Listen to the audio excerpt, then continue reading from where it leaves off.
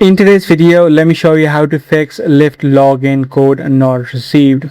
If you're not being able to receive the login code of your Lyft account, let me show you a couple of common fixes that you can try out. The first thing that you can immediately do is use a alternative verification. You need to wait for at least 60-second countdown in the app to expire, and then you can tap on the problem receiving the code option so that you can request a voice call or an email link instead of a SMS verification. So if you're currently using or waiting for an SMS to be received, instead of that you can choose a automated voice call or an email link. Now, even if you do this step and you're still not being able to receive the email as well as the automated voice call, then in this situation, then what you can do is try to restart and reconnect. Turn off your phone, which will then clear out the temporary network glitches. So sometimes your phone has glitches. So in order to solve them, you can just restart or reboot your phone, and also try to turn on the airplane mode.